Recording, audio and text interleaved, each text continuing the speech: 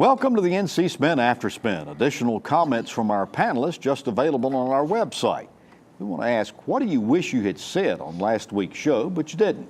John Hood, I'll start with you.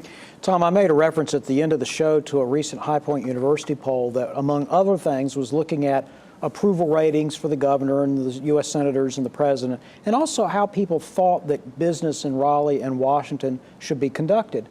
And in a series of questions, it was interesting to see that even people who, for example, were clearly Republican-leaning, didn't approve of Governor Cooper, had some view that there should be more conciliation or more cooperation on some issues in Raleigh. Clearly, people who were Democratic-leaning, who were very hostile to or at least not approving of Donald Trump, thought that the Democrats in Congress should be cooperative rather than confrontational. I think that politicians in both political parties and unaffiliated politicians should be thinking very carefully about what the public is telling them. Clearly, there are significant differences of opinion. There are strongly polarized opinions on some matters. But across the political spectrum, there is a sense that something is fundamentally off. Something is broken about our governing structures and how politicians interact with each other. People are tired of obstructionism. They're tired of hearing about endless controversies. Brad Crone, what do you wish you'd have said on last week's show? Well, we were talking about the last segment about the legislation that was introduced to basically say we're not going to recognize the Supreme Court ruling on equality, marriage equality in the state of North Carolina.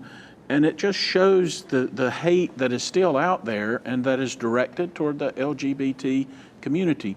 And looking at the authors, a Presbyterian minister and Mr. Speciale, especially in Mr. Speciale's case where the personal impact he's seen in his personal life the last 2 years, you would expect less hate and more domestic tranquility. Interesting. Jim Everett, what do you wish you'd have said on last week's show? Well, I talked about the Chief Justice of the North Carolina Supreme Court registering as an independent. I think that the Chief Justice ought to send a memo to every sitting judge and also to people who are candidates for a judicial office in the future and say, look, we're the third branch of government. The General Assembly has been fiddling around with D's and R's for us for when we run for election. They're messing around with how many judges we have on the Court of Appeals. What we ought to do as the third branch of government is to send a very clear message to everybody in North Carolina and the rest of the country, as a matter of fact, to say we are independent. We don't belong to either party or another. Unless the Supreme Court rules it unconstitutional, if they did that, they couldn't run. Under the new law that's been passed, you got to be either a D or an R. Well, it's interesting because that law would have to go before that same body to be whether or not it's constitutional, and I'd love to see that debate. Ah, it's entertaining. Chris Fitzsimon, what do you wish you'd have said on last week's show? Well, we started out talking about the bill that would restructure our Board of Elections and Board of Ethics, and we talked about the process. You know, everybody in Raleigh now, the big game is we're waiting for the Senate budget to come out.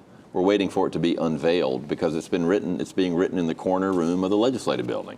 And there have been no Senate hearings where we've had testimony from people on the outside. What do we need to protect our environment or educate our kids? Should members of the public, is there ever going to be a public hearing? We are going back to the days in the 1980s in the General Assembly, and it's easy to do when you have super majorities because you think it doesn't matter. But it matters to rank and file legislators. Democrats and Republicans, most of them have very little input into these big decisions, and I think it is a big issue that's brewing out there. Well, thanks for watching the After Spin. We'll have more video all during the week on ncspin.com.